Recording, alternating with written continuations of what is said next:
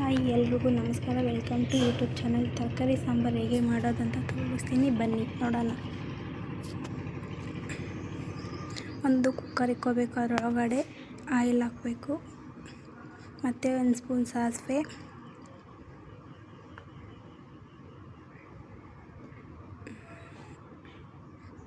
ಮತ್ತು 1 ಸ್ಪೂನ್ ಅರಶಿನ,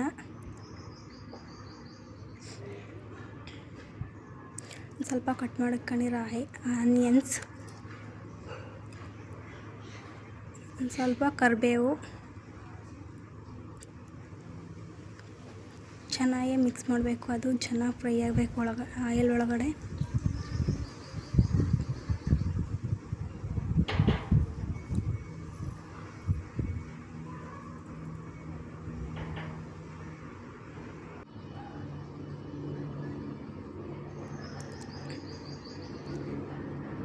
ಚೆನ್ನಾಗಿ ಫ್ರೈ ಆದಮೇಲೆ ತರಕಾರಿ ಏನೇನು ಬೇಕೋ ನೋಡಿ. ಒಂದು ಬೌಲಲ್ಲಿ ಹಸಿ ಕಡಲೆಕಾಳು, ಹಸಿ ಕಡಲೆ ಬೀಜ, ಮತ್ತು 1 ಬೀಟ್ರೂಟು, 1 ಕ್ಯಾರೆಟು, ಸ್ವಲ್ಪ ಬೀನ್ಸು, 1 ಆಲೂಗೆಡ್ಡೆ ದೊಡ್ಡದು, ಮತ್ತು ಈರುಳ್ಳಿ ಚೆನ್ನಾಗಿ ಫ್ರೈ ಆದಮೇಲೆ ಕಾಳು ಹಾಕ್ತಾಯಿದ್ದೀನಿ. ಚೆನ್ನಾಗಿ ಫ್ರೈ ಮಾಡಬೇಕು, ಮಿಕ್ಸ್ ಮಾಡಿ.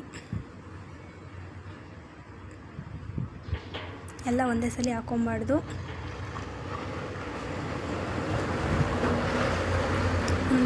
ಮತ್ತು ಬೀನ್ಸ್ ಹಾಕ್ಕೊತಾ ಇದ್ದೀನಿ. ಎಲ್ಲ ಮಿಕ್ಸ್ ಮಾಡಬೇಕು ಚೆನ್ನಾಗಿ. ಮತ್ತು ಕ್ಯಾರೆಟು ಚೆನ್ನಾಗಿ ಫ್ರೈ ಆದಮೇಲೆ ಚೆನ್ನಾಗಿರುತ್ತೆ. ಮತ್ತು ಆಲೂಗೆಡ್ಡೆ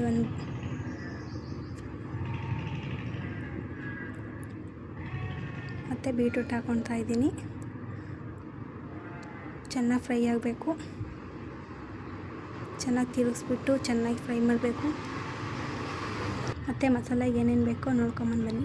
ಒಂದು ಸ್ವಲ್ಪ ಬೆಳ್ಳುಳ್ಳಿ, ಒಂದು ಸ್ವಲ್ಪ ಶುಂಠಿ, ಕಾಯಿ ತುರಿ 2 ಸ್ಪೂನು, ಮತ್ತು 1 ಟೊಮೊಟೊ, ಕೊತ್ತಂಬರಿ, 4 ಹಸಿಮೆಣ್ಸಿಕಾಯಿ, ಸ್ವಲ್ಪ ಹುಣಸೆಹಣ್ಣು, ಪುದೀನ,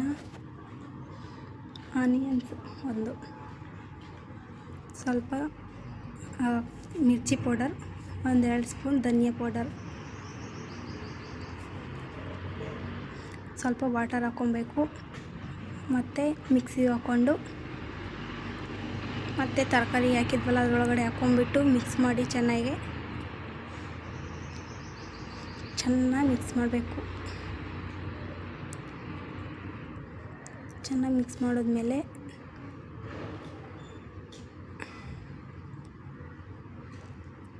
ಒಂದು 3 ಗ್ಲಾಸ್ ವಾಟ್ರ್ ಹಾಕ್ಕೋಬೇಕು.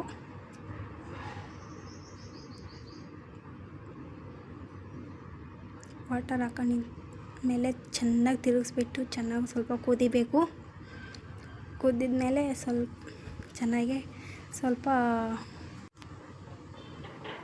ಚೆನ್ನಾಗಿ ಮಿಕ್ಸ್ ಮಾಡಿ ರುಚಿಗೆ ತಕ್ಕಷ್ಟು ಉಪ್ಪನ್ನು ಹಾಕಿ, ಎಷ್ಟು ಬೇಕೋ ಅಷ್ಟು ಹಾಕ್ಕೊಳ್ಳಿ. ನಿಮ್ಮ ರುಚಿ ತಗ್ಗಟ್ಟಲ್ಲಿ ನಮ್ಗೆ ಎಷ್ಟು ಬೇಕೋ ಅಷ್ಟು ಹಾಕ್ಕೊಂಡಿದ್ದೀವಿ. ಮತ್ತು ಚೆನ್ನಾಗಿ ಮಿಕ್ಸ್ ಮಾಡಿ ಸ್ವಲ್ಪ ಹೊತ್ತು ಆದಮೇಲೆ ಚೆನ್ನಾಗಿ ಫ್ರೈ ಆದಮೇಲೆ ಸ್ವಲ್ಪ ಕುದಿದ್ಮೇಲೆ ಕುಕ್ಕರು ಕ್ಲೋಸ್ ಮಾಡಬೇಕು.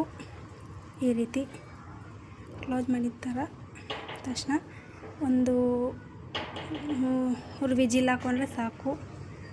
ಈ ರೀತಿ ಚೆನ್ನಾಗೇ ಬರುತ್ತೆ ನೋಡಿ. ಸೂಪರಾಗಿದೆ, ಹೆಲ್ದಿಯಾಗಿರುತ್ತೆ. ಮತ್ತು